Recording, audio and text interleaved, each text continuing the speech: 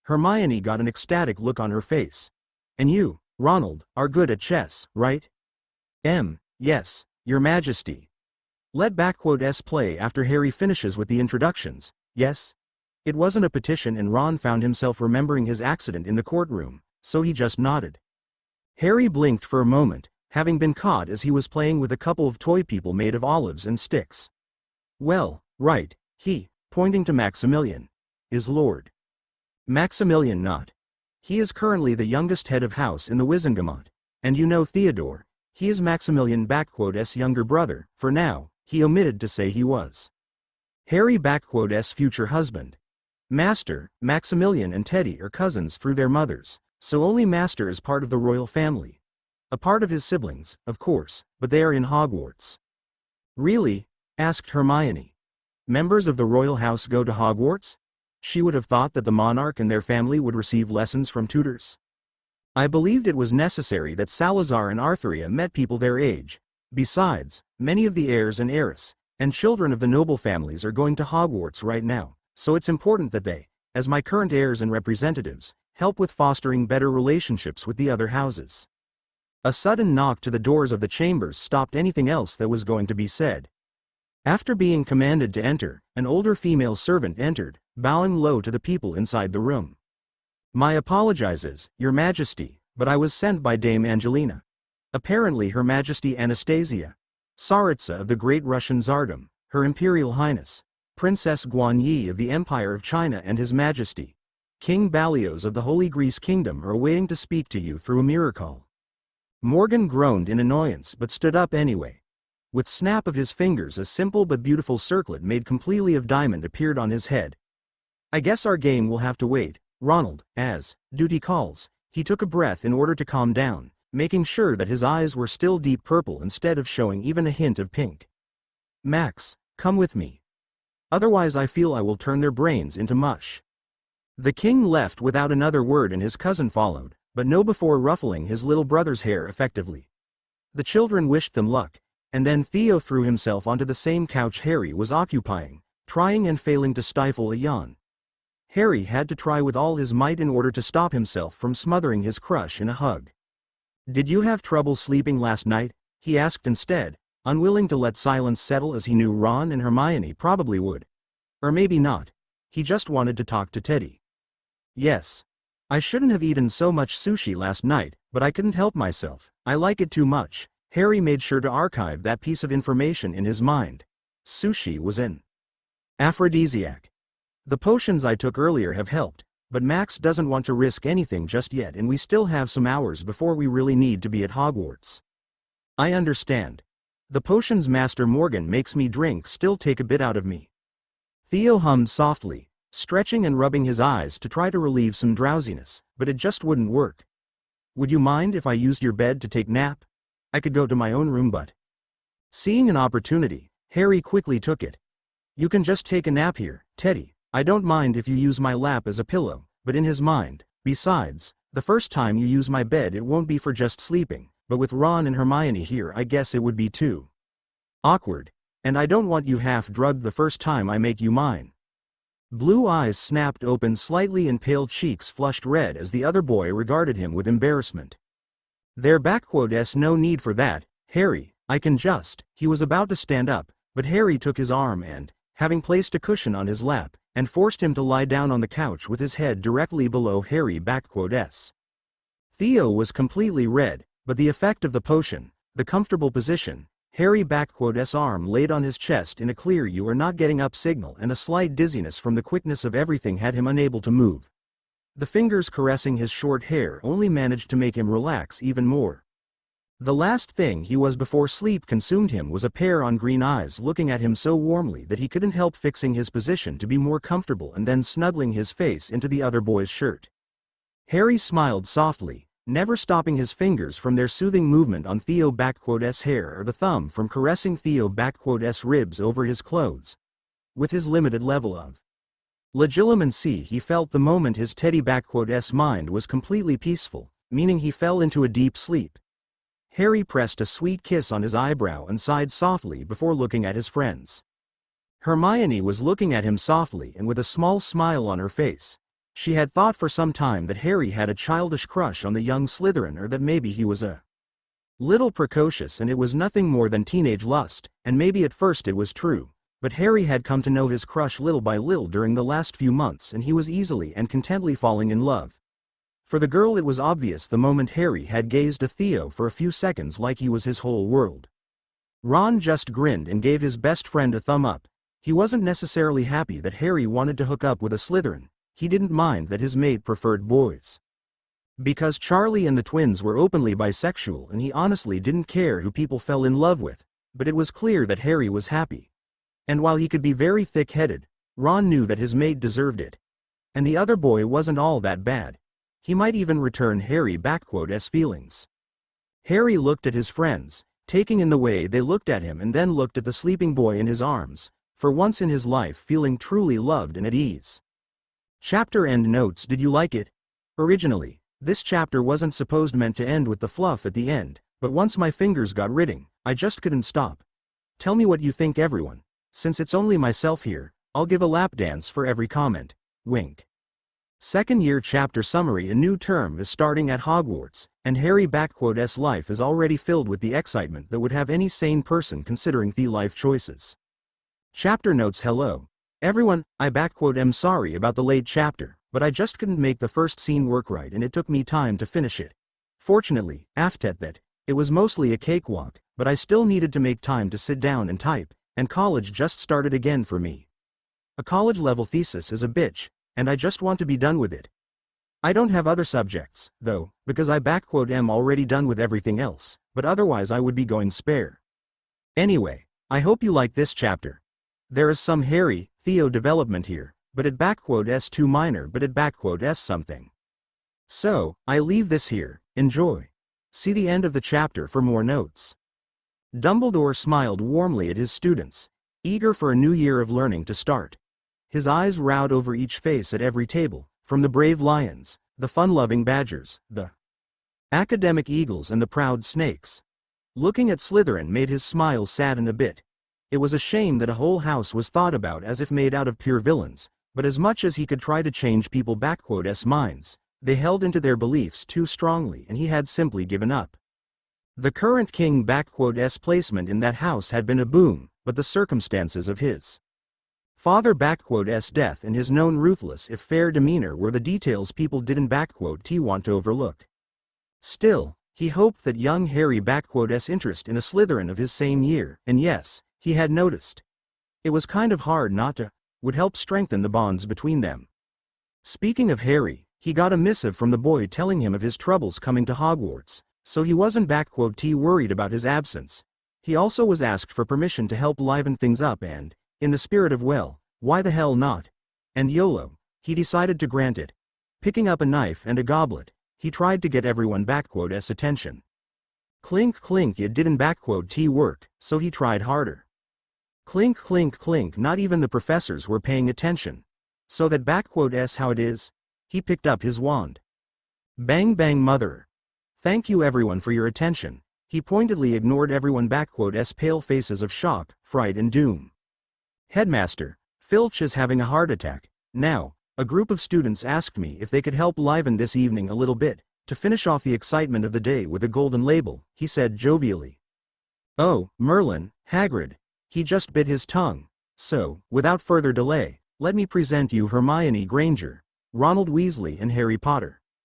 The space between Hufflepuff and Ravenclaw started to open, the floor magically shifting beneath the feet of the students without spilling anything on the tables. The light of the hall dimmed as mist started to roll around. The doors of the hall opened slowly as a beat that every single Muggleborn recognized started. Thump thump paw Hermione came out first, wearing a complete red leather suit and boots, with her hair more frizzled than ever and holding a microphone. Buddy, you're a boy, make a big noise. Playin' in the street, gonna be a big man someday. You got mud on yo face. You big disgrace. Kickin' your can all over the place, singin'. We will rock you. We will rock you. The Muggleborns were singing along with the chorus, cheering and laughing while the wizard raised and the purebloods looked at them with varying degrees of astonishment, disbelief and some in disgust. They probably thought it was some kind of Muggle ritual.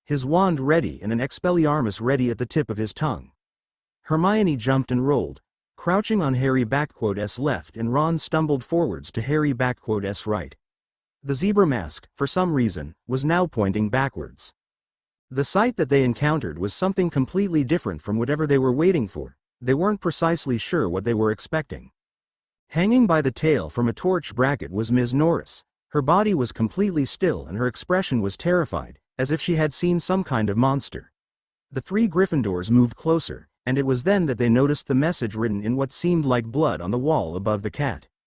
The chamber of Secrets has been opened. Enemies of the heir, beware. By coincidence, the rest of the student body decided to walk in and surround them.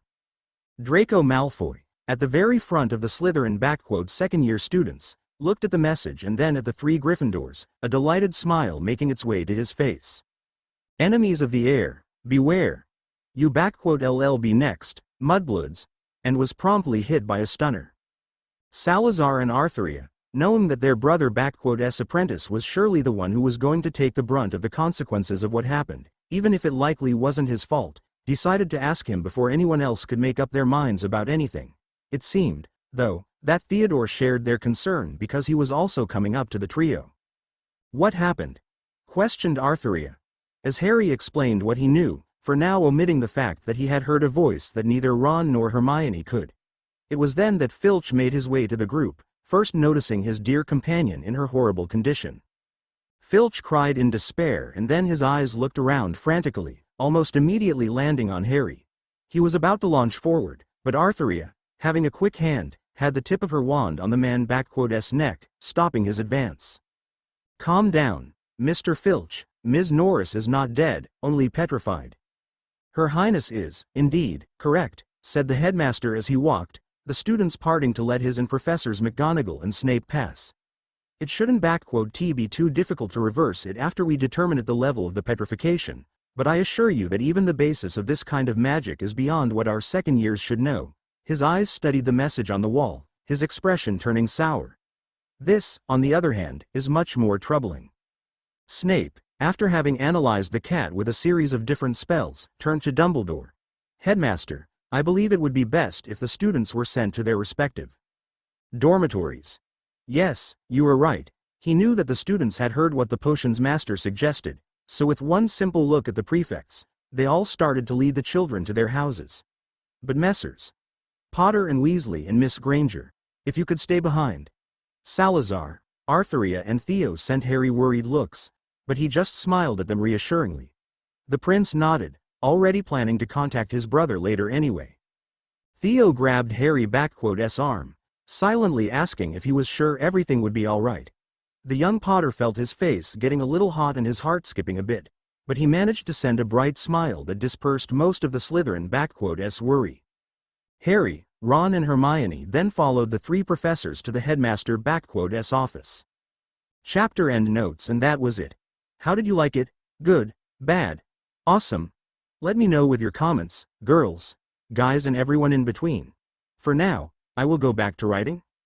Names. With Dreams and the My Hero Academia smut I am about to finish. Hey, if one of you is a Kiri Deku fan, like the fandom and don't give a about pairings or want to rub one out, go check it out sometime this Friday, will you? It my first smut, but I promise it will be good. Hope to read from you soon, everyone. Adios, Blazes.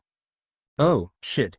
Chapter summary. And as the group begin their investigation to uncover the heir of Slytherin, the shit hits the fan and someone goes up in Harry's kill list. Even if they don't know it yet.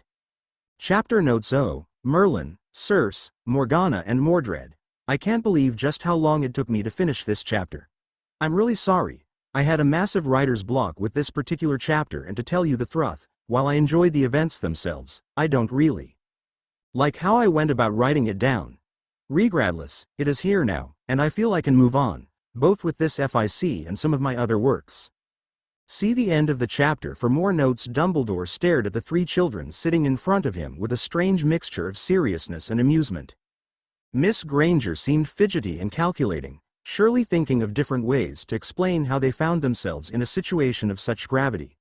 Mr. Weasley was a little harder to get a read of, What with the zebra mask that currently covered his head and that nothing that Professors Snape or McGonagall, currently flanking him, or even Albus himself had tried, managed to get him unstuck. Finally, Mr. Potter seemed to be calmly taking in the office with curious eyes, which would have been normal enough, if it wasn't for the fact that he was sitting upside down. Potter, sit correctly right now. We do not have time to waste on your nonsensical antics, ordered Snape, pulling the headmaster out of his thoughts.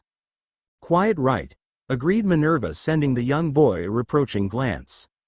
Harry considered them for all of 2 seconds, before replaying. Thank you for the suggestion, professors, but I'm pretty comfortable like this.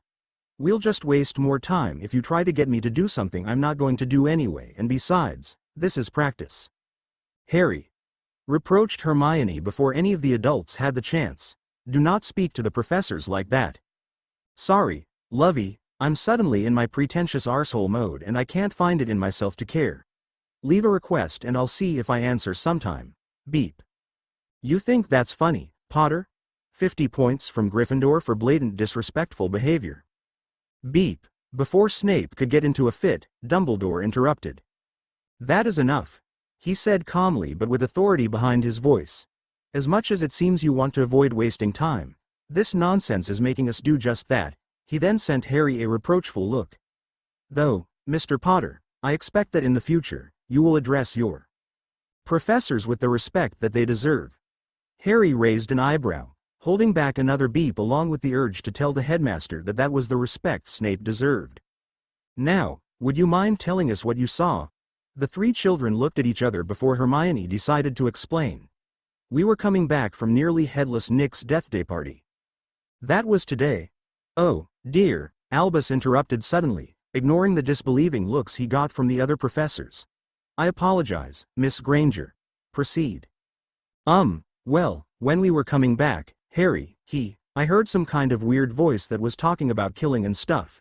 The boy spoke when he saw his friend was hesitant to say anything about him hearing voices. And since we were there and I am kind of numb after the whole thing with Quirrell, I thought we would better follow that voice and see if we could maybe stop it. Next thing we know, we find Ms. Norris petrified and then the rest of the schools finds us as if we had committed a crime. In his mind, Harry scoffed, knowing that he wouldn't let himself be caught even if it was him. And you saw nothing that could have caused it? Pressed Dumbledore. Nope, as I said, she was already like that when we arrived.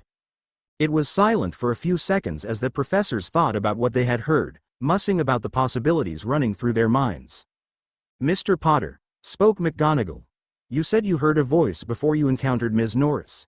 Didn't Ms. Granger or Mr. Weasley hear it as well? Hermione shook her head. No, Professor. It was only Harry. I think, she interrupted herself, not sure about saying anything else, but the Transfiguration teacher signaled her to keep going. Well, we encountered the scene because Harry was hearing something, even if Ron and I didn't, so maybe it is something only Harry can hear. That's an interesting theory, Ms. Granger, Dumbledore said. Alas, we cannot be sure if that is the case with only circumstantial evidence. For now, I think it is fine if all of us retire for the night, but I beg you 3, especially you, Harry, that you report any suspicious activity to any of your professors. We don't want, after all, another tragedy in our hands.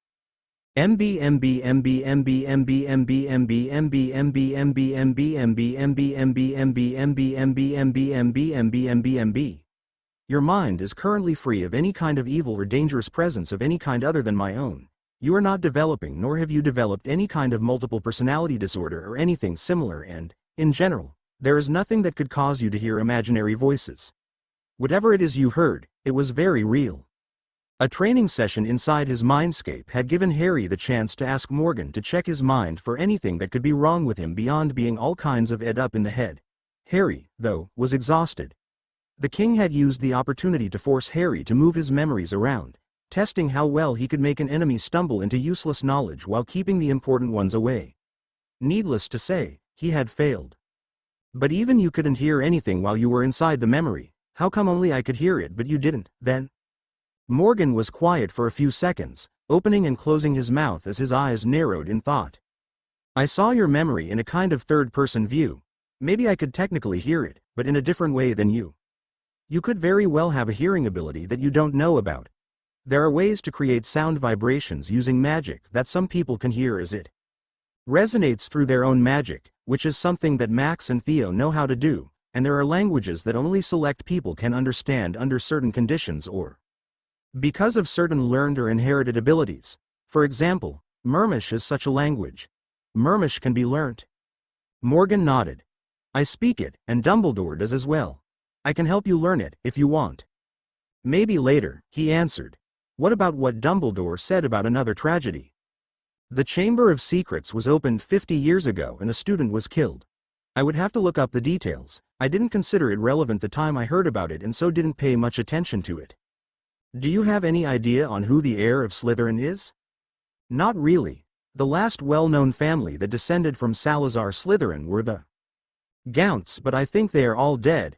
Other than that, well, there's the Pendragons, as we do have a direct link to Salazar since his firstborn son married Queen Olivia Pendragon, and there were a few other marriages down the line, but neither of my sibling did it, I think. The House of Nod is related to them as well, but Max was with me last night and I also know Theo didn't do it. There are more, but I would have to check, although I don't have the time to devote myself to it currently. Is there anything that can help me narrow down the search for a culprit? There are not physical characteristics that distinguish the Slytherin family. The only thing that I can think of is that the Chamber of Secrets may be locked by either blood wards or Parseltongue.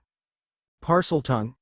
It's a magical language coded into both blood and magic, that gives one the ability to understand and speak to snakes and some other snake-like creatures. There's also a whole field of magic related to spells being incanted using Parseltongue as well. The last well-known Parselmouths were my grandmother, the Gounts, and Voldemort. MN. I think I am one as well. I spoke to a snake in a zoo a couple of years ago? Morgan was silent for a few seconds, before sighing. He had seen Harry's memory of that event, but he hadn't made the connection then. You do know that if that gets out, you will be suspected for opening the chamber, right? I don't think there's anything to be worried about, Master. There are no snakes at Hogwarts, and I doubt I will stumble onto one by now. Let's make a bet on it, why don't we?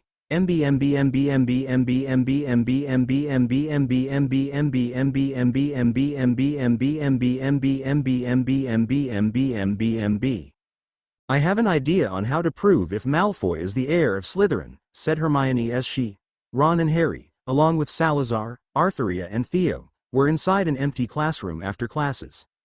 The three of them had tried to pull Harry aside and ask him what had happened in the headmaster's office, but his Gryffindor friends had insisted on coming with them.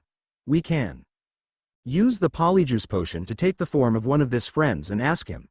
The potion can be difficult, but we can get the ingredients from Professor Snape's supplies. The other five looked at each other astonished. Harry was kind of proud before Salazar broke the silence. You do know that as a prefect, I am morally bound to report this kind of thing, don't you? Hermione ducked her head down, before sending him a pleading look. I hope that since you and Harry are friends, you might let this one slide? We don't need to steal the ingredients from Snape, though, commented Artheria, not giving her brother a chance to retort. I'm sure Morgan can send us whatever we need if I ask him. He usually sends me some of the things I need for experimental potions. She stopped and seemed to be contemplating something for a few seconds. He might even send us some of the finished potion. Would he really do that? Asked Ron. He seemed like the kind of man who adheres to the laws and stuff. Well, kind of. He adheres to the law for the most part, but his word is the law. And yeah, Morgan wouldn't want us to get in trouble, but he probably has more trust on a student dealing with this than in a professor, to be honest. Especially after that thing with the cursed vaults. Cursed vaults? Asked the Gryffindors. It doesn't matter much now. You are forgetting something, though, spoke Theo for the first time. Malfoy is my dorm mate and I have heard him assure multiple times that he isn't the heir. He doesn't know who they are, either. No one knows. Is there any way we can confirm that? Asked Hermione. We can either see his family tree or use a heritage-revealing spell which is illegal without the person's consent. Or, interrupted Harry before his friends tried to come up with another crazy plan, he was so not letting them steal his thunder. I can insult him in Parseltongue and see if he reacts. You are a Parselmouth, reacted everyone else. I mean, yeah? I didn't know it was a big deal until Master told me. And to be clear, no, I didn't open the chamber nor did I attack Ms. Norris. And even if I had wanted to, I would have just thrown her out of a window or into the Black Lake, he explained quickly, not wanting them to start suspecting him of being the heir. It was silent for a few moments, before Ron spoke up. What do we need to do, then? If it wasn't because he didn't want to jeopardize his chances with Teddy, he would have kissed Ron. His red-headed best friend was getting used to his bullshit at last. I'll think of something and let you know later.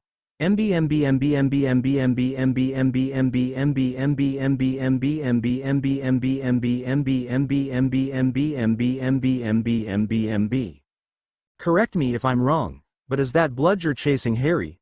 Asked Ron when he saw his best friend speeding away from the murderous ball. That a bludger is what, yelled Hermione as she diverted her attention to Harry, who was effectively being used as target practice by one too heavy flying object. We have to do something. I don't think we can, said Salazar from besides them. That bludger is moving too fast to hone in, and I don't want to risk hitting any of the other players with a Cofringo if I can help it. They watched with abated breath as now Harry evaded both bludgers in a deathly dance of sheer precision and skill. Incredibly, despite the danger, he was able to guide the balls in a way that served his own team to keep winning.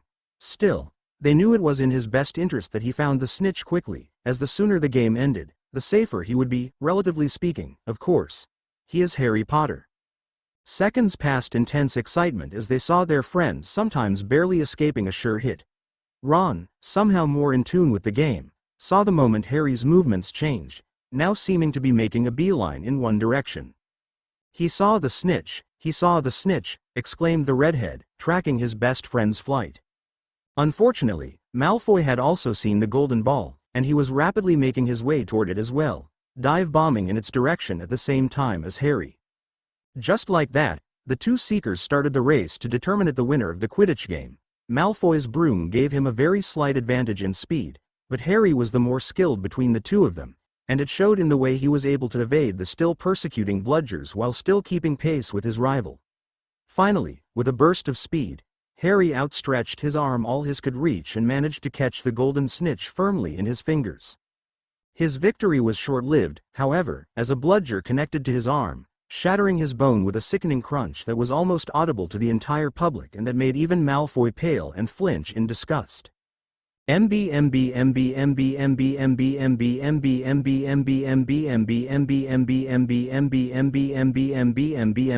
Harry, despite the having his arm basically destroyed by the force of a raging rhino, had only lost consciousness for barely a second, before he was then aware of his body crashing onto the ground and rolling several feet because of the momentum he had carried. Somehow, he managed to keep a hold of the golden snitch, even when he couldn't even feel his arm by that point and therefore couldn't consciously close his fingers around it. In the back of his mind, he knew he would catch shit from Oliver if he released the little ball. At the same time, Harry would beat Oliver senseless with the older boy's own broom if he even dared give Harry lip about it after having his arm broken to such a degree. Stopping, he lay on his back on the ground completely incapable of moving in any way. His brain had definitely stopped registering the pain from his arm, but the harsh rolling had caused him some more injuries and there was a sadly familiar coppery taste of blood in his tongue. His head was pounding and he felt a degree of sensory overload, which the screams from the audience was just making worse.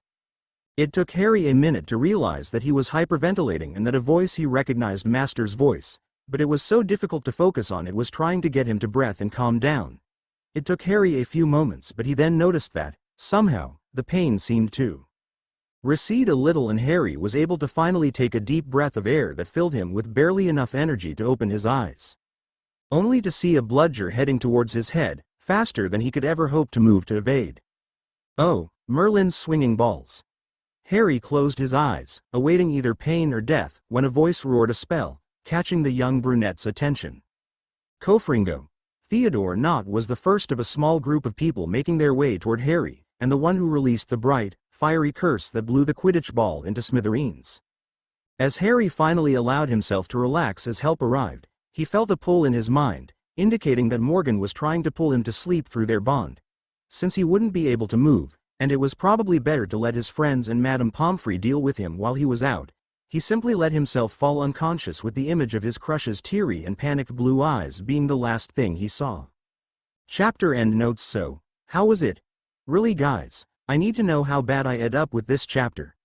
By the way, I do promise, Thouth, that the next chapter won't take as long, and if my schedule is right, there are only 2 more chapters before the conclusion of the second year. Who else is playing Hogwarts Mystery? People, I love that game, although I admit that the waiting time is a little bit annoying, and I really don't want to be paying for the energies, but I love it so far. I'm currently working on Hagrid's Party. BTW, who else completed the Animagus chapter? I had trouble deciding between being a bird and a cat. I love dogs, but I don't think being one was for me. Further shit chapter summary in which Harry has one job. And you all know how the story goes with people who only have one job. Exactly. They screw up. Chapter notes. Okay, so, sorry. I know I have you a bit more than a year since the last time I updated this FIC. This year for me has been crazy and not necessarily in a good way. I was even supposed to finish college this year. Spoiler alert. I didn't, but too many things have come together, therefore I haven't had the time, energy or even the disposition or state of mind to actually write as I used to. I was actually close to a bit of a nervous breakdown for the FISRT time in my life. I have some free time in December since I don't haze college and a month free from work, so I'll finally have time to myself.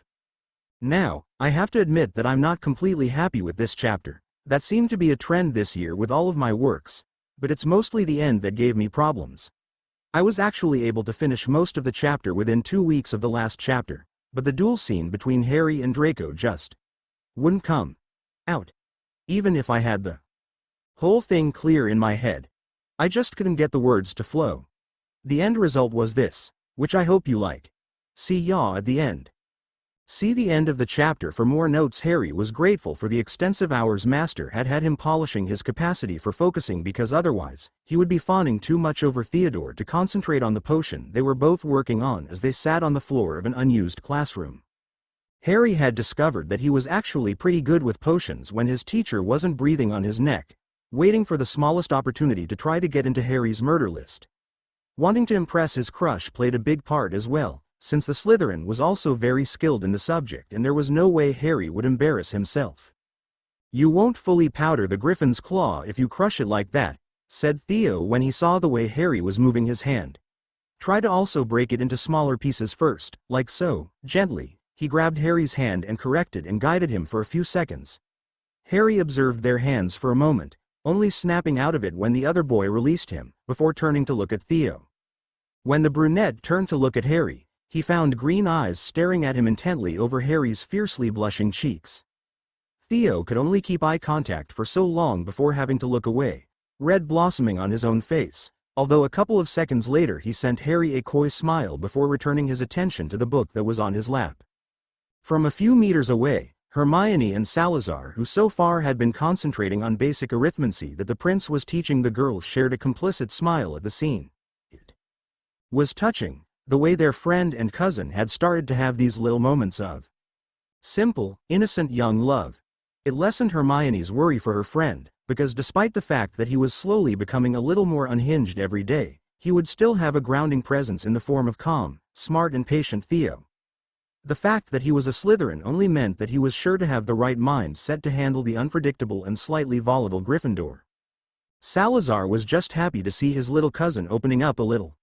Merlin knows that the late Lord Knott had been a horrible, terrible man and a disgrace as a father, and it was a miracle that the Knott brothers had ended up being as sweet as they were. Still, he knew that Theo was very reluctant to have more than the minimal contact with people, and his standoffish demeanor usually kept people away from him. In the little time they had known each other, Theo had opened to Harry in a way that he just hadn't to anyone outside from Max. Even Sal himself, as close as he was to the younger Knott, wasn't able to help him relax very much and simply let his guard down. That only ever happened solely whenever Morgan was around. For the Knotts, the king's presence meant that no matter the time, the place or who was around, they were safe. And it seemed that for Theo, Harry's presence meant that he was safe. Somehow, that fact didn't sting too much for Salazar. He was about to resume his tutoring for Hermione when a slight movement caught his eyes, and he looked up just as Harry boldly leaned a little and planted a short but firm kiss on Theo's cheek and then went back to work, a smile and blush lingering on his face as he avoided everyone's eyes. Both observers felt their hearts squeeze at the sheer tenderness of what they just saw. Hermione had to grab Sal's arm hard as she canalized her inner squeals into the physical reaction, and the prince was internally a-weeing. The moment, though, was interrupted when Artheria entered the room, closely followed by Ron. The boy was carrying a little box in his hands. "Morgan sent us even more than I asked him for," opened the princess, dutifully ignoring the stares she received at unknowingly breaking the moment. "He sent us enough potion for everyone to use a few times, along with ingredients to make more. There are instructions written by Dame Tanya that are much better than the ones in any book we have access to here." Hermione, as excited as she was about on prospect of working on an advanced potion, couldn't help but frown as a thought crossed his mind. "Forgive me for saying this, but sending all of this to a group of underage students seems kind of questionable, if I'm being honest." "No, I agree," said Sal, no hint on disapproval in his voice. "But some students have proven to be resourceful in times of crisis at Hogwarts and, unlike many adults, Morgan is not going to discredit that fact as long as we are careful. Besides, he is keeping an eye on us, even if he is not here. If anything happens, Morgan will come at a moment's notice."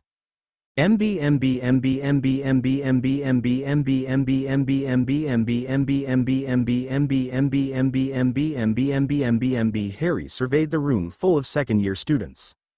The invitation for the dueling club had been sent a week earlier, and the student body was bursting with energy at finally getting something more practical than wasn't related to taking care of creatures, flying or potions. The professors had been tight-lipped about it, although the exasperated faces of McGonagall and Snape were sometimes more telling than anything. Unfortunately, there was no way of knowing anything else about the club. The first year weren't allowed to participate just yet, and the older years would have their sessions later in the week. "Why do I have the slight feeling that this is going to suck?" wondered Harry out loud before plopping a lollipop in his mouth and adjusting his hold on the puffskein he found earlier that day in the potions classroom. He called her Deborah. "I don't see why you would be nervous, Harry," said Theodore, who was beside him. The Slytherin quirked an eyebrow as he sent Harry a puzzled look. "With as much training as you have gotten from my cousin in the Knights, and from what I have seen you do, you shouldn't have any problem performing." "As happy as I am to hear your confidence in my ability to perform," Harry was sure that the double entendre was caught, but Theo managed to keep a neutral expression. "I'm more worried about something different." Not even a second later, the door of the club opened to allow entrance to Lockhart and Snape. "Something like that," Harry affirmed. "Gather around, children. We are about to begin," announced Lockhart in glee. Harry rolled his eyes. He was sure that the twat was only happy about being the center of attention. "I proposed, and Professor Dumbledore has agreed, that it is time for us to reopen the forever popular dueling club." The clapping was more energetic than Harry was expecting, but also less than what he thought it would be. Maybe people are finally catching up to his bullshit. "Professor Snape has graciously accepted to be my assistant." A few people braced back, thinking that the potions master was about to launch a curse at the blonde man. By the snarl on his face, Harry deducted that it was a close thing. Lockhart decided that a performance was the best way to go about teaching the students the proper etiquette for a duel. Harry normally wouldn't have been paying attention if it wasn't for the fact that he wanted to watch how Snape got his revenge. Harry almost opened a poll on who would win, but in the end decided against it. He wasn't in the mood to be dealing with Snape over something as silly as illegal school bets. The two men showed the protocol for official duelings to the apt group of students. As soon as they were done with that and both professors were in the clear to start, Lockhart sent a bright yellow spell at Snape. Harry was honestly surprised that one of his spells seemed to work, but the dour man simply moved his head to the side to evade it before retaliating with a knockback jinx, easily ending the encounter when the other wizard dropped his wand after being sent blasting back several feet. "Well, now," mumbled Lockhart as he tried to stand on shaky legs, "that was a fine example of how a duel usually goes, and although I would have been able to counter easily, it was, in the interest of the time to keep this short. But maybe next time, Professor Snape, you could make do with a little less violence for a simple demonstration." Harry had to give the Ponce some credit. He had managed to make a valid enough excuse while also making it look like Snape was unnecessarily harsh. After it, the students were told to pair off to practice with simple stinging hexes. Since the number was uneven, Harry sparred with both Ron and Neville to try to make it fair for them. Theo and Hermione were sparring against each other, seemingly evenly matched. Several minutes before the end of the lesson found Harry standing on the dueling platform in front of Draco Malfoy. How he had been coerced into participating on a public display of bullshit that he didn't start himself, which was what rubbed him wrong, he didn't know, but he would give Lockhart points for managing to do it before Harry could voice his opinion against it. Or before Harry hexed him 9 ways to Sunday. Deborah had been left with. Neville, and Harry had since finished his lollipop. The blonde-haired boy sneered at him, and Harry wondered if sucker-punching an opponent was valid in a duel. "Very well, Mr. Malfoy, Mr. Potter, it will be a friendly duel. No maiming, breaking bones, decapitation, second and above degree burns, frost burns, lacerations, amputations, wet willies atomic or otherwise, Slavic gorilla double slam chokehold number 3, damn it." It was like Lockhart was reading his mind, or anything that can be permanent and or lethal. "Take the fun out of it, why don't you?" muttered Harry. Both Malfoy and Snape heard him, the first actually looking a bit concerned that Harry sounded like he meant it, which he did, and the other looked suitably horrified knowing that Harry did mean it. Once both youngster wizards had taken their position on the platform, Snape hesitantly gave the order to start. Malfoy's movement seemed almost slow motion to Harry, especially when compared to Master's extreme rapid fire or some of the Knight's own style. And although it looked like his rival had some training hammered into his head, if his more polished form and less wasteful use of magic compared to Ron and Neville was anything to go by, Harry's training with the best warriors of the kingdom had him being prepared for more than anything Malfoy could possibly do. With almost overwhelming casualness, Harry used the tip of his own wand to catch and redirect the purple hex that was coming his way so it harmlessly hit a wall instead. Harry mostly ignored Snape's surprised expression. Redirecting a spell from another wizard was something that any competent duelist should be able to do with a certain degree of confidence, but not something a second-year student would be capable of under normal circumstances with an ease, as if he were casting a levitation charm.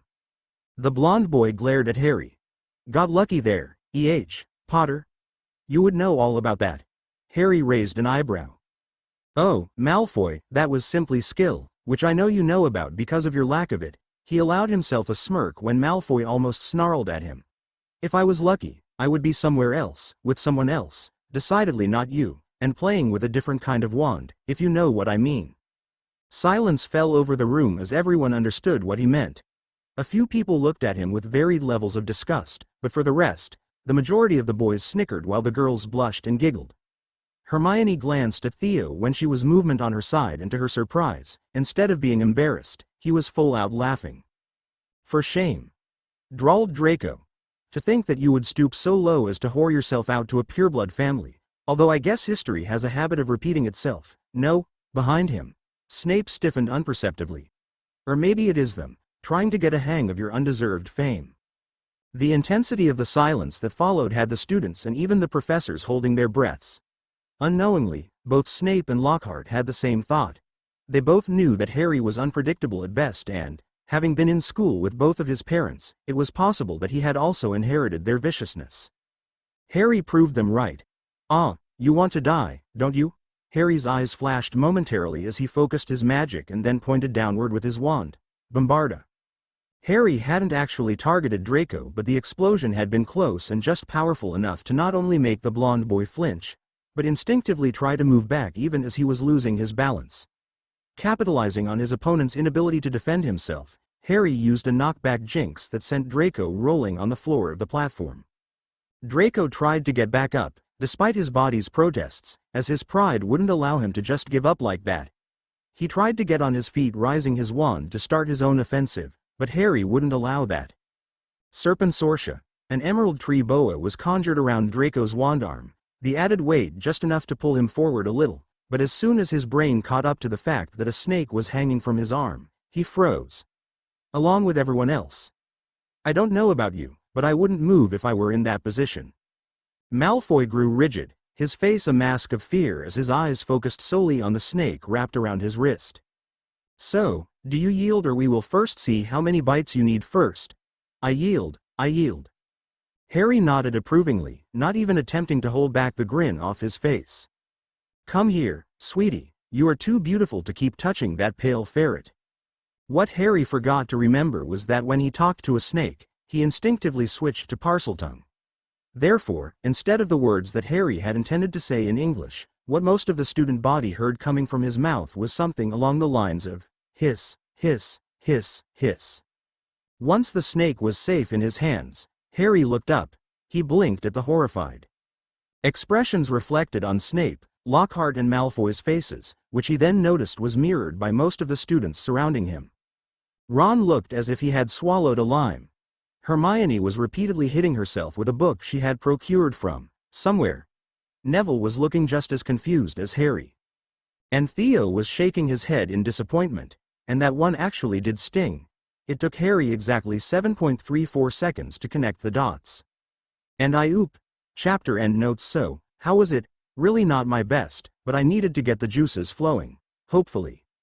The next chapter won't take as long, surely won't. I'm already working on it and my free month starts next week. And I'll even try to drown in a couple of chaper for MB and even names. So, I leave this as it is. Please leave your comments, humans, come on, I do deserve them after a year. So, leave your comments, send your kudos, bookmark if you haven't already. Happy non-denominational holidays and all the love, take care of yourselves. We move chapter summary where Harry is impervious to idiots because he has something better. Neville discovers some things and calls are made.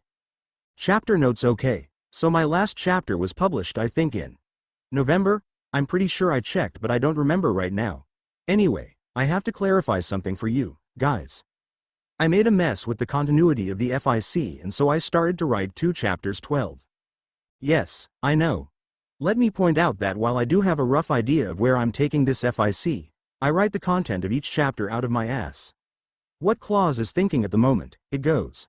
But I do like to make sure that everything is well linked. When I noticed what I was doing, I decided to keep both chapters.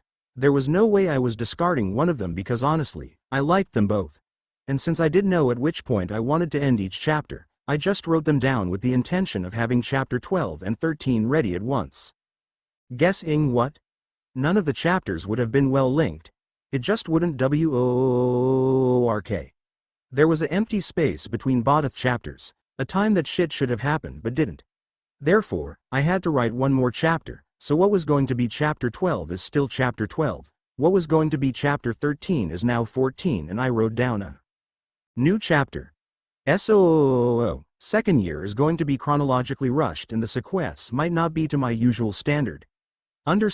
Sue, I'll leave this note here and NTIL the last update, which should be somewhere around the next hour. I'll only add end notes. See the end of the chapter for more notes. Harry was used to headaches. Summers working under the sun with barely sufficient water had made him very familiar with the dull throbbing in his head caused by dehydration. His uncle's yelling, Petunia's screeching and Dudley's wailing simply reinforced his capacity to work despite feeling like his skull was about to burst open like an egg in a microwave oven. Sometimes, his sessions with Master left him with some pain in the front of his head. Legilimency required fine control of the things one saw and absorbed from the victim's mind. Otherwise, one risks acquiring too much too soon, which the mind couldn't handle. Best case scenario, one's mind would simply forget the obtained knowledge. Worst case, the accumulated memories would get scrambled with the original memories of the user, which would either kill them by having the brain shutting down completely or drive them crazy. Morgan said that the advantage of training mind magic in the subconscious part of the mind was that whatever damage caused was able to be repaired almost immediately, something that just wasn't possible in the real world. Damage done to the mind from the outside could be harder or even impossible to fix. The young king also helped by closing off most of his mind, only summoning a group of memories and variable defenses and had Harry either reach for one specific memory or piece of information. Harry always had to tear down or sneak around whatever protection Morgan used to safeguard what he needed. Bringing that knowledge to the forefront of his mind, to add it to his consciousness instead of letting it remain in his subconscious, still caused enough of a strain to his brain that he felt it even a few hours later. The pain was, in some senses, bearable. But it was unexplainably different to anything he had ever felt. There was also the side effect of his senses feeling like they were dialed to 11. Thankfully the sound wasn't so bad, even in the middle of supper in the Great Hall. A smell-canceling spell was enough for his nose, and neither his sense of touch or taste were affected. His sight was the worse, but a simple alteration to his glasses reduced the exposure that his eyes had to endure. And, okay, maybe it wasn't completely necessary to change them into the gaudiest-looking prescribed sunglasses he could think of. Audrey Hepburn would be jealous of him, and maybe the pink shawl was a bit over the top. The Victorian-style chair could also be considered too much, and the little vibrating stool for his feet made him look just a tiny bit pretentious. It wasn't like he had to care. Still, why are people looking at Ron? "They're looking at you, Harry," answered Ron without missing a beat. Hermione nodded without looking up from her food. Neville, who had been sitting with them more constantly than ever, imitated her. Preposterous. Harry pulled out an ornate hand fan and picked up his cup of hot chocolate. I could agree if they were looks of admiration and lust. I can't blame people for having good taste. But they look like they want to set him on fire. Why would they want to set Ron on fire? Questions Neville. The Bubbles incident of last week. That was you. The yellow robes from 3 days ago? That was the twins. Right. I don't really like yellow. Anyway, Harry sipped some chocolate. What about the explosive soup from yesterday? That was Peeves, the twins and you. Lies. You made Neville take pictures of all of you making the soup. Hearsay. They think that you are the heir of Slytherin, interrupted Hermione before Harry and Ron could continue arguing. Harry just looked at her with a raised eyebrow. And why, pardon my French, the hell do they think that? Hermione was surprised by how genuinely astonished Harry sounded. Because you speak Parseltongue? It would be easier to stab them with a fork than hurt them with a language, Harry pointed out. Hermione raised an incredulous eyebrow. We, literally, only need words to set someone on fire. A pause. Fair enough. Another pause. Are you going to do anything about it? Asked Ron. And waste energy trying to sway the mindless masses to my favor? Nah. They will come begging back soon enough. He smiled indulgently at them before popping a piece of carrot into his mouth and swallowing without chewing. I have you three, Teddy, Master, Arthuria and Sal, and now I have a son. Harry's smile turned into a grin as he gestured to his left. Ron, Hermione and Neville turned to the small blonde boy that so far had been quietly eating his dinner. His cheeks turned rosy when he noticed he was the center of attention, but he still gave them a small, happy wave with his hand. Harry, you can't just adopt a child when you are a child yourself, argued Hermione. Oh, sis. I'm Harry Potter. I do what I want. Hermione raised an eyebrow. And where has that taken you? I got O's in most of my classes last year. I'm the only apprentice and protege of the king of the geographically largest kingdom in the world. I have the best friends in the whole world, among which are you three. He smiled at them at that, and Hermione would deny it until her death, but she felt her heart softening a little at that. I will have the most gorgeous husband in the world, and I have a son. I think it has taken me far. Hermione's eye twitched, using all her might in order to hold herself back from trying to hit Harry with a book. Repeatedly. Instead, she turned to look at the younger boy, a small smile coming to her face when she took a god look at him. Merlin, he was adorable. Hi, I'm Hermione, and these two are Ron and Neville. It's nice to meet you. Nice to meet you too, Hermione. My name is Colin. As the girl struck a conversation with Colin, the other three boys returned to eating their dinner, all of them easily ignoring the stares and not so discreet conversations still going around about Harry. Neville did make it a point to tell his friends that he had found something that he wanted to show to them, and to ask Salazar, Arthuria and Theo to meet with them the next day, since it was Saturday. The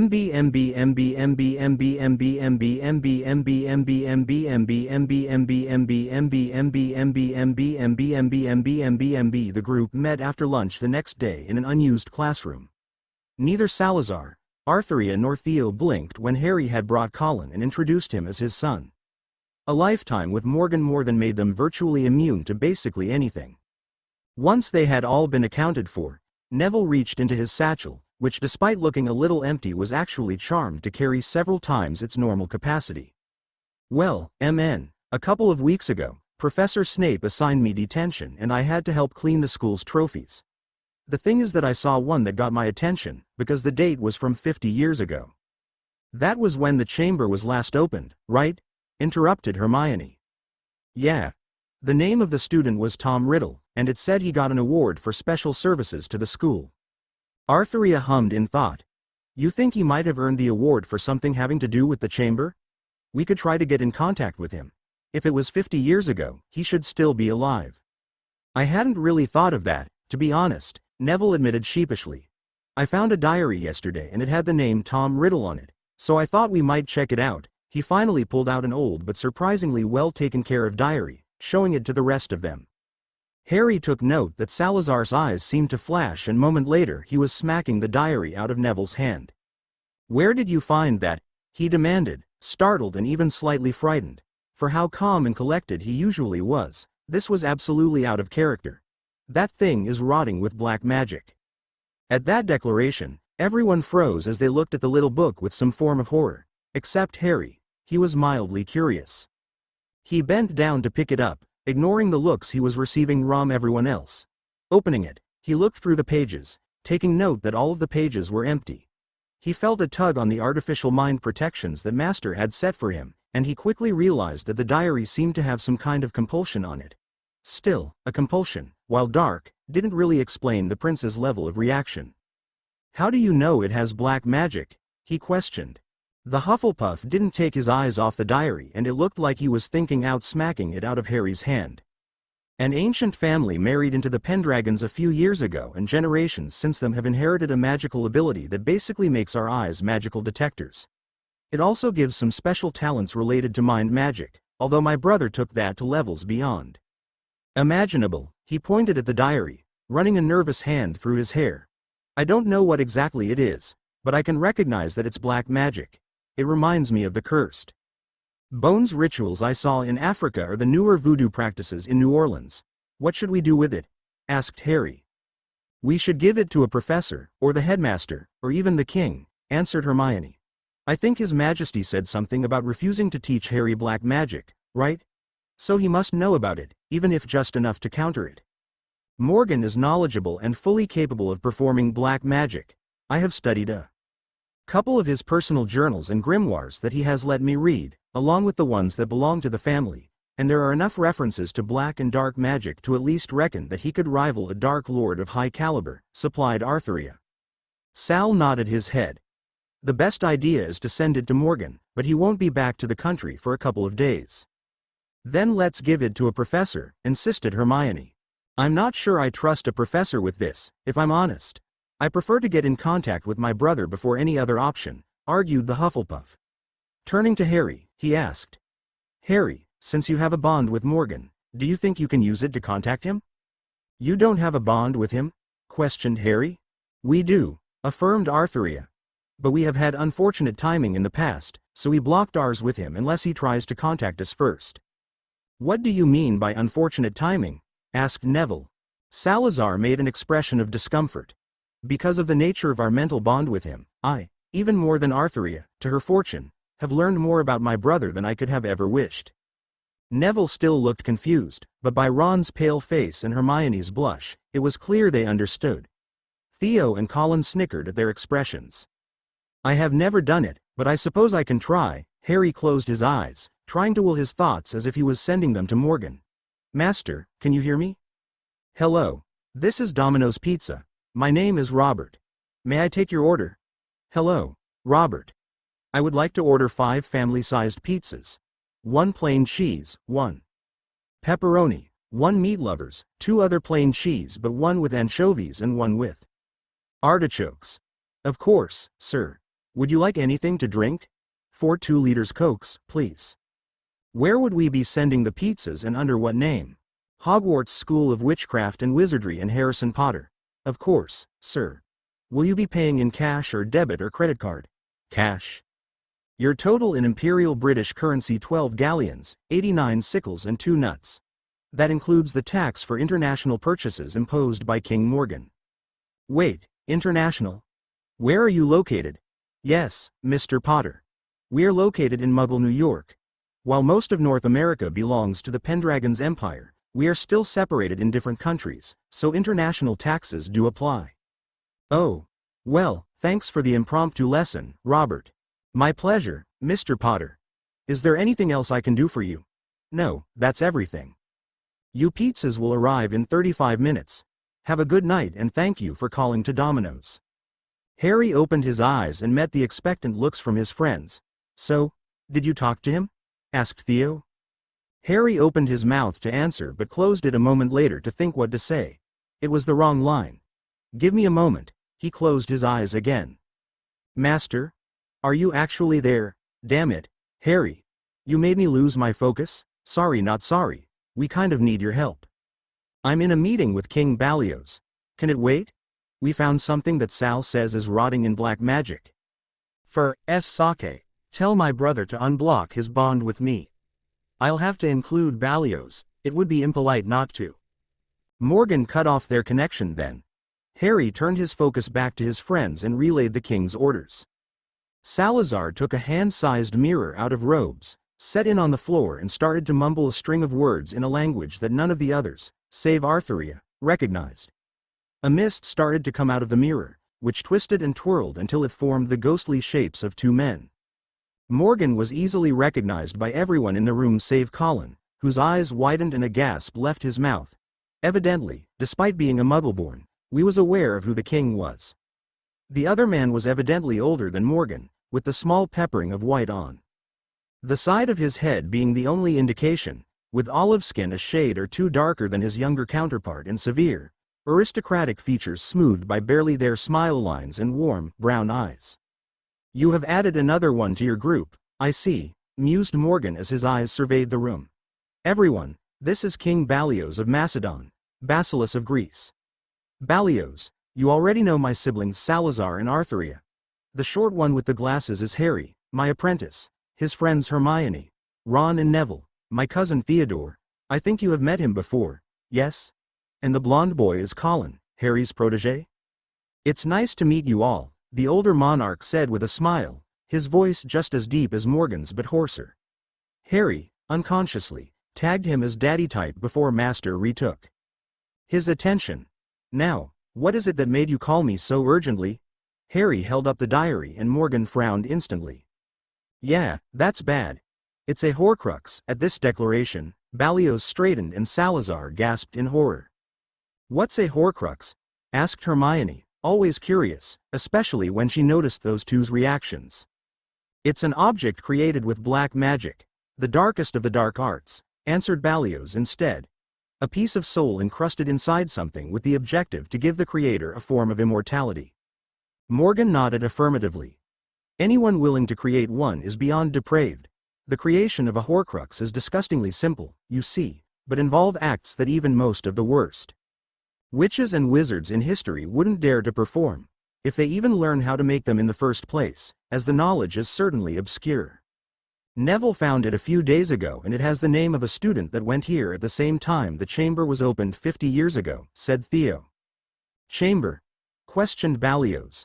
He means Salazar Slytherin's Chamber of Secret, Your Majesty, Hermione answered. There's a legend that says that when he left Hogwarts, he had created a chamber with a monster inside and that one day his one true heir would return to purge the school of Muggleborns. There's more to that diary than just the Horcrux, though, commented Morgan. He had gotten closer to it, examining it as Harry held it up for him. I don't see anything else, said Sal. You wouldn't. It's very subtle and the magic of a Horcrux is corrupted and powerful enough to block most types of scrying, and your eyes aren't as powerful and developed as mine, the younger king explained. There's a signature that reminds me a little of an active pensive. Has anyone written on it yet? Everyone answered negatively. Harry, write on it.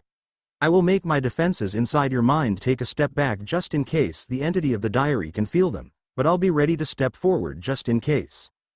Listening to his instructions, Harry grabbed the quill provided by Hermione and wrote down. Hello. The ink was absorbed and a moment later, Harry received a response. Hello. Who are you? My name is Harry Potter. Hello, Harry. My name is Tom Riddle. Chapter end notes. This one was fun to write, honestly, even if it took me well over 3-5 months to actually finish it. I have been looking forward to bringing in Colin and introducing Ballios. And now this Tom Riddle is on their radar. Do you think he will write back if Harry and High Friends try to contact him? It would be interesting, right? By the way, I did the actual calculation of how much 5 family-sized pizzas,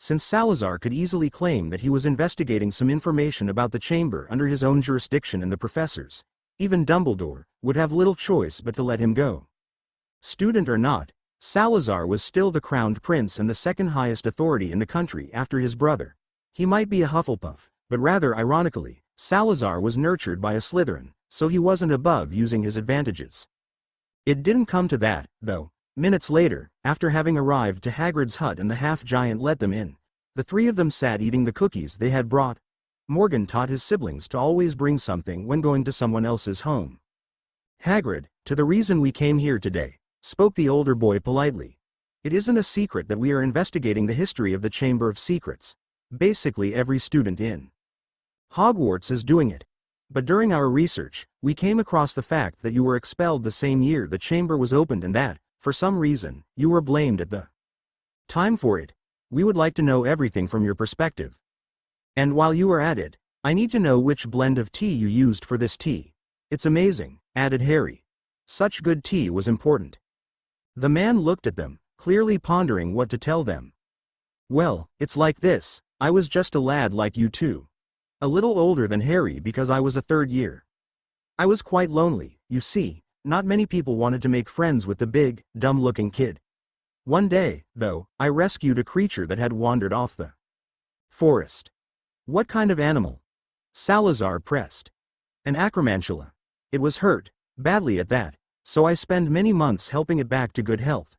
I called him Aragog. There was a student, Tom Riddle, who discovered I had him, and when the chamber was opened then, he tried to kill Aragog and then handed me over to the headmaster Dippet. I was expelled and my wand was snapped, but Dumbledore, good man he is, convinced him to let me be trained as the gamekeeper. Do you know anything about the student that was killed? I don't remember much about it, if I'm honest. It was a girl and I remember that people said the body didn't have marks. I tried to use that when Dippet interrogated me but he wouldn't have it. If the body didn't have markings then it definitely wasn't an acromantula, the prince agreed thoughtfully. So you were blamed for a crime you didn't commit, expelled and had your wand snapped, unlawfully at that. But the attacks stopped after that, right? Yeah, they did. Both boys looked at each other. It was Riddle, then, Harry concluded. The attacks stopped after he handed Hagrid, but we know Hagrid didn't do it. We know who, then, just not how. Salazar sighed. Hagrid, for whatever it's worth, I will see to it that you are compensated for the loss of all of the opportunities you should have had after graduating Hogwarts, and I have to say, on behalf of the Crown, I'm very sorry for the clear injustice you had to face all those years ago. The man was positively stunned and remained mute for a full, long minute before he started to sob. It wasn't often that he thought about it, as he was honestly happy with the life he had had and at peace with everything he had been through, but sometimes, in the quiet of his lonely home when his thoughts were starting to settle, he would think of the life he had once wanted to have. Hagrid, like any person, had had a dream. A dream of becoming a magizoologist, of exploring the world and studying and learning about all kinds of magical creatures, writing his own book and perhaps even come back to Hogwarts to teach all he had learned. Oh, how he would love that, to see the excited faces of his students as they discovered just how amazing, how beautiful, those creatures were. As they realized that yes, all of them deserved respect, but also that one could become their friend if they tried hard enough. His dad would have been so proud of him.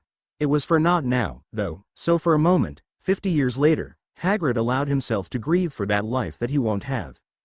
Harry stood up, walked around the table and hugged his friend, letting Hagrid swipe him up and pull him in just a bit harder as he released a lot of the pain and frustration he had carried for years and never allowed himself to face.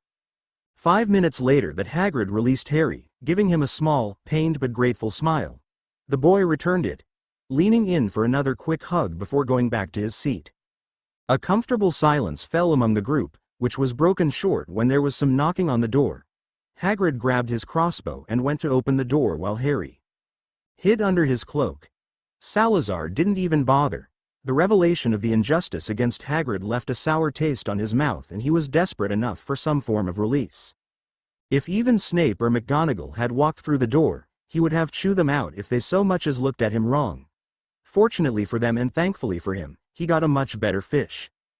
Good evening, Hagrid. It was Dumbledore, and behind him entered a man that made Salazar's purple eyes light up in the same ominous way his brother's eyes did when he had a new prey, even as he silently summoned a circlet, completely made out of ruby, on his head. Hagrid, pale and with his eyes red from recently crying, looked between the headmaster and the Minister of Magic, Cornelius Fudge. Bad business, very bad business, Hagrid. With the attacks on Muggleborns, the Ministry has got to do something. I haven't. He turned pleading eyes to Dumbledore. Professor, please, you know I haven't done nothing. And you have my full confidence, Hagrid. I believe you. See here, Dumbledore, Hagrid's records speak against him. With all this scandal, the Ministry had to act, and the governors. All of them want to take actions that will amount to nothing. There was a severity in his tone that reminded Salazar why Dumbledore was a force to be reckoned with. See it from my point of view. The minister now seemed to be pleading himself, but he tried, and from Harry's perspective failed, to keep some composure. I am under a lot of pressure from so many parties. Even King Morgan is willing to do what is necessary. The Ministry and I as minister have to be seen doing something.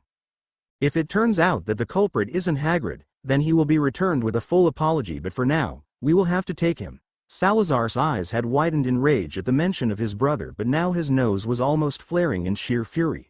Sure, Morgan was a man who didn't usually care about the method as long as the results were what he wanted, but he wouldn't sink as low as to punish an innocent man, especially without a full investigation, just so he is seen doing something. He had seen enough. We weren't aware that this was the normal proceedings of law enforcement from the Ministry, drawled the prince, flaring his magic and making use of a simple illusion to make him look slightly ethereal. Harry wished he had some popcorn to watch the show with. Hagrid had known he was there, and Salazar has sure that Dumbledore had been aware of his presence, but by his frightened jump, Cornelius had not. The man quickly turned around to demand the name of the person, but he shut up when he recognized the ruby circlet and the intense purple eyes that could only belong to one family. Prince Salazar. What are you doing here? We would ask you the same, but from our perspective it is evident that you are doing what many would call an abuse of authority. He lifted an eyebrow in fake questioning. Of course not, young man. You see, we don't know when the last time you were in presence of royalty was.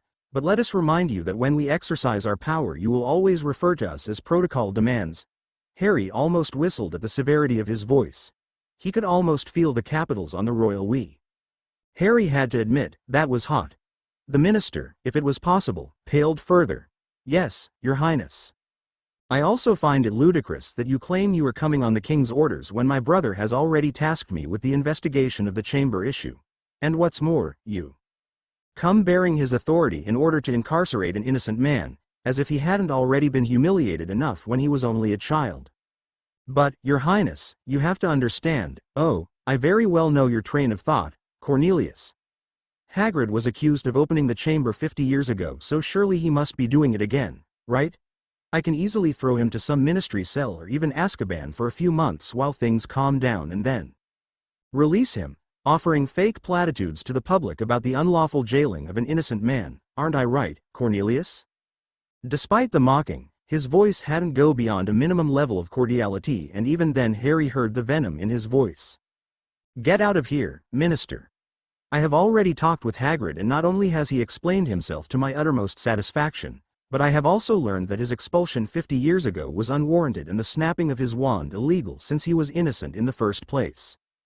The headmaster and I will discuss the security measures for the Yule break. Oh, and you should expect a visit from my brother. At his signal of dismissal, the plump man practically ran out of the place, not even bothering with the required curtsy. Dumbledore, whose eyes had tracked his political counterpart scurry out, turned to the boy with ill-disguised amusement. Thank you for your assistance, Mr. Pendragon. Your presence was very fortunate indeed. Salazar shrugged. I was really investigating a lead, Professor. It was just a lucky coincidence. Regarding those security measures, would it be okay if we discussed it tomorrow? Perhaps with the rest of the professors, too. I want to know how many students are going to remain in the school before anything else. Of course, Dumbledore nodded. Now, while I know I shouldn't interfere in royal business, as a dedicated professor I do have to suggest for you to leave for bed, Mr. Pendragon. It is rather late, after all. Salazar walked slowly, giving Harry enough time to move discreetly as well. Once they were both out, he turned to the occupants of the hut. "Good night, Professor Hadrig." Dumbledore smiled. "Good night to you too, Mr. Pendragon, Mr. Potter." Chapter end notes. Man, this got serious, didn't it? He knows chapter summary. Harry inadvertently gives Morgan one of the final pieces of the puzzle. Now they know that a person is possessed by the diary and how they petrify people. But it may be just a bit too late. Chapter notes. This is chapter 14. Please notice the sloppy linking work of the incompetent author. Careful with your heads and the way out. Remember to leave a comment, that's my lifeblood. See the end of the chapter for more notes. Okay, so maybe not telling Master about the fact that the whole school knew he was a parcelmouth was bad idea. What did I tell you about revealing that you were a parcelmouth? Not to do it. In his defense, he was sure he would have known. He always knows. And what did you do? Reveal that I'm a parcelmouth? Indeed, and now he was getting grilled about it. Harry sipped from his hot cocoa but didn't say anything else. Master wasn't angry, thankfully. If anything, the man sounded mildly amused, which Arthuria and Salazar had assured him it would probably be his reaction. People knowing he could speak to snakes wasn't dangerous by itself. It was simply ill-timed, and for any other person, having to deal with the misguided general contempt from the rest of the school would have been hard. Harry just couldn't be bothered. Still, the boy had decided to go home for Christmas and spend the time with the Pendragons. Coming to London to skate and buy gifts had been on the plans for the family, and Harry was grateful that it was possible to exchange wizardly money for pounds, so he could get everyone some extra gifts. Your friends are going to try and fail to make Lucius' son confess that he is the heir of Slytherin, since you couldn't contact that riddle person and he is your last choice, yes? Harry averted his eyes from the people skating on the ice below. Teddy was there, and he along with Sal were trying to teach Arthuria. Max was getting more cocoa and some snacks for all of them. Yep. I already confirmed that he isn't, but they looked so confident and eager to prove it themselves. He shook his head with a fond smile. They were just so cute, and I didn't have the heart to break their hopes and dreams. Of course, Morgan smirked and casually reached over to pull Harry against his side. That was a thing now. Despite their original relationship as teacher and student, Harry was getting used to feeling like the young king was more a weird mix of a fatherly brotherly figure than anything else. It was difficult not to, when the man showered him with affection just as naturally as he did with his siblings, and Harry realized that despite the relatively narrow difference in age, Morgan had basically raised his siblings himself, and Harry, starved for positive physical attention, soaked it all up. Whose hairs are they using? Malfoy's cronies, I mean. Who am I kidding? His cronies and some girl I don't really remember. I think she looks a little like a gorilla. Bulstrode. Yeah. How do you know? Most of the family looks like that. Morgan shrugged. It was simply true, and it wasn't like he cared in the first place. Max took that moment to return, handing them hot cocoa and holding a box with curry-bread snacks. What are we talking about? Asked the blonde man. Harry's friends are going to use the polyjuice to sneak into the Slytherin's common room to try to make Draco Malfoy admit he is the heir of Slytherin, answered Morgan after sipping some cocoa. While no further attacks are really expected during the holidays, it does present an opportunity. It has to be a student, and, as I have figured so far, they had been possessed by the diary Neville found, but we still need to find out who and how they are petrifying people. No deaths yet, I presume? Harry shook his head. No, but there was this bloke. Justin something. I don't really remember his name, although I think he introduced himself to us earlier this year. Anyway, he keeps running away from me in the halls, not that I care, exactly, and some 7th-year Ravenclaw. The three remained silent as they consumed their food. Still, Morgan's head was spinning. Petrification by itself wasn't usually difficult to perform. On the contrary, there were many ways with which to petrify something or someone. Spells, curses, rituals, potions, elixirs, magical creatures. Trying to determine the cause of the petrification was, in practice, impossible, but the one thing that all types of petrification, save one, had in common was that they could all be cured with Mandrake Restorative Draught. If that didn't work, then the person had been petrified by a Gorgon, which Morgan knew wasn't probable in this instance, since he knew for a fact that they hadn't set foot in his empire in at least 50 years. It was a good thing that they weren't petrified by a Gorgon, though. The only way to reverse it was by using their blood,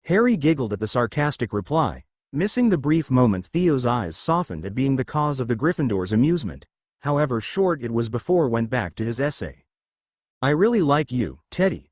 Whether you care or not, I get offended when people badmouth you. Theo stopped writing at Harry's mindless declaration and simply stared at his friend with wide eyes, unable to believe that he had just confessed in the middle of the library as they were working on their homework. It wasn't that he was unaware of Harry's feelings for him. On the contrary, while he hadn't figured out who his secret admirer had been at first, it hadn't taken it too long. Harry wasn't subtle, but since he enjoyed the attention, Theo let Harry keep sending him those gifts. He had been collecting some of his own gifts to give to his Gryffindor, eventually. Theo looked around, and other than some students sitting around, including the ones that they had overheard talking about them, there really weren't many people around. Not even Madame Pants was around. Taking a chance, Theo leaned forward and placed a firm kiss on Harry's cheek. He completely ignored the gasps he heard somewhere behind him, his attention solely focused on how soft Harry's blushing cheek felt under his lips. Upon separating, he sent Harry a coy smile, his own face now red as he took in how Harry's astonished expression melted into an adoring look. As he turned back to finish his essay, when he felt Harry slowly take his right hand, Theo was thankful he was left-handed and interlocked their fingers. Other than a short squeeze and his smile growing larger, Theo didn't react as they started back on their work. They also didn't notice the one person that had hurriedly made their way out of the library. Their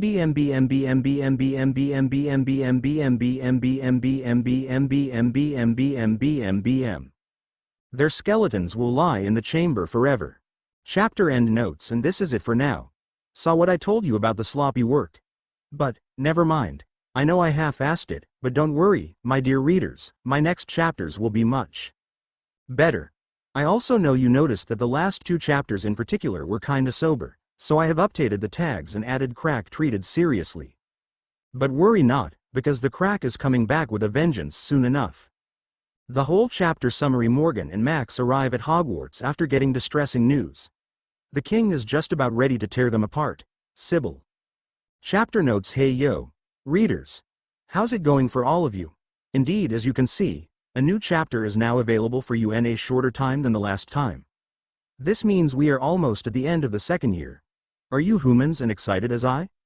See the end of the chapter for more notes. To say that Morgan was a dramatic bitch was slightly inaccurate. Saying that he was a bad bitch was also a little off the mark. As the boy who took the crown at the mere age of 9 after the mysterious death of his father and older sister. As the teenaged king that had stood against the older and more accomplished wizards and witches of Makusa and rather dramatically reminded them that they were still subjects of the Pendragon monarchy indifferently of whatever their Muggle counterpart had done.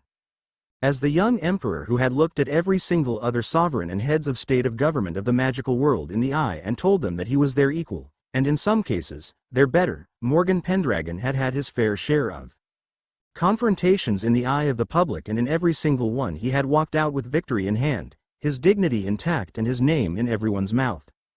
So no, he wasn't a dramatic or a bad bitch, he was the biggest and most dramatic bad bitch everywhere he set a foot on. One just had to look at example number 827, aptly called Educating the Future Generations on Why King Morgan is the Boss, Part 1. It started as followed. A week after Valentine's Day, with no attacks occurring during those days and Morgan in Japan, finishing the final details of an alliance that required his direct supervision, it all went downhill when the young king received notice, from Harry, that his friends Hermione and Colin had been the latest victims of an attack. Thankfully, they were only petrified. But it was the message that he received 8 hours later, this time from Salazar, that made his blood both freeze and boil at the same time. Theo, his sweet, wonderful, beloved younger cousin, had been taken into the chamber just an hour after Harry's update, and neither he or Max had been informed in all that time. He had then forced a connection between himself, his sibling, Max, and Harry, and, as the young king and lord explained to Empress Haruka the motive of their hurried departure, she had been absolutely understanding of the circumstances and gave them immediate permission to create an international portkey that took them directly from Kyoto to Hogsmeade. It took them 20 minutes to be just outside of the gates of the school and fully informed of the situation. Just that morning, the Board of Governors had ousted Dumbledore from the position as headmaster, a decision that should have passed through Morgan's hands before it was implemented, and he would be having words about that with the governors. Within then and now, someone had broken into Harry's trunk and taken Riddle's diary. Hermione and Colin were petrified, but not before she figured that whoever was controlling the basilisk, they were using the pipes as a way to move without being seen, and someone had taken 2 students. One of them his cousin, into the chamber. Artheria had thankfully found out that the student that was killed in the attack 50 years ago was Myrtle Warren, nowadays known as Moaning Myrtle, and with the information from that and the other attacks, it was instantly deduced that the entrance to the chamber was in the girls' loo of the 2nd floor. Some ministry stooge had been appointed to act as headmaster for now, something that should have also been approved by Morgan if Minerva McGonagall, as deputy headmistress, wasn't available. Right now, the student body and the staff were reunited in the Great Hall, being told by the interim headmaster to start packing their things, so Morgan was headed there. He stood in front of the doors with Maximilian on his right, both of them flanked by Sir Mile, and Dame Angelina stood on each side. 2 members of the Royal Guard stood behind each of the knights, followed by a dozen soldiers. He considered for a moment letting either Angelina or Mile enter the Great Hall to announce his presence as protocol dictated, but then, where would the fun be without a little chaos?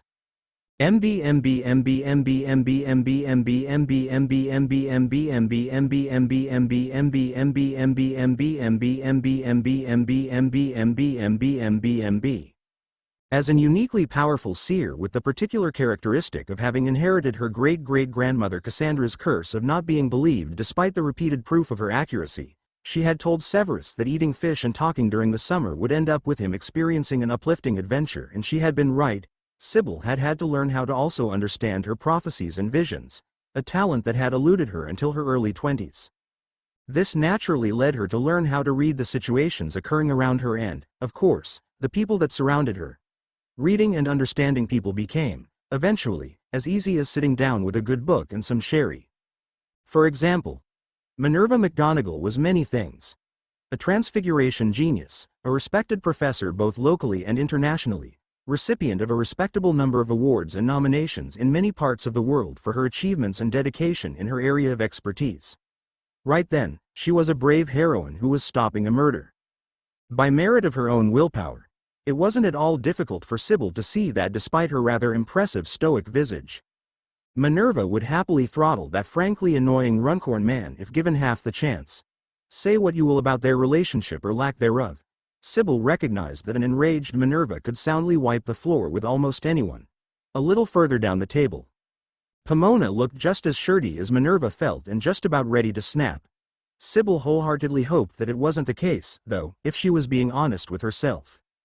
A frenzied Pomona sprout was a spectacle to watch, and, as delicious as the butterscotch pudding she was shamelessly eating was, it simply couldn't compare to the pleasure of watching such carnage with popcorn, a good sparkling wine and homemade chocolate fudge. Of course, neither of them would get a chance to act, she considered, looking up at the doors. Her eyes briefly caught the frankly adorable Ravenclaw student that toasted at her with her own cup of butterscotch pudding, which she reciprocated. Runcorn was finishing his speech, something about how the ministry only had the best intentions for the students of Hogwarts. Sybil thought she couldn't be bothered to pay attention when the doors were kicked open by Morgan. Quiet literally at that, if his stretched leg was anything to go by. Most of the students stood up, a number of them also pulling out their wands. The professors and other members of the staff, excluding herself, also assumed defensive positions before a chillingly oppressive magic filled the air and forced everyone to freeze in their actions. By his paling face, Runcorn had recognized the king immediately, as had the rest of the adults and a good number of the children. Morgan made quite the figure, Sybil mused to herself, all masculine beauty and regal factions, pale blue hair shimmering and almost looking as if it was fused with his diamond circlet, luminescent irises swirling between purple amethyst and pink bazzottite, black basilisk leather trousers and tunic attire, and long, Pendragon red robes billowing dramatically behind him as he walked toward the high table. Maximilian looked just as impressive. The king's favored lord had a scathing glare despite his impassive expression, the icy blue eyes of the Knott family helping to give an ethereal glow that nearly distracted from the sheer fury rearing its head behind them. His attire mirrored his cousin's, only differentiating in the blue of his robes as opposed to the red. Just steps behind them walked Mile, Angelina and the rest of their entourage.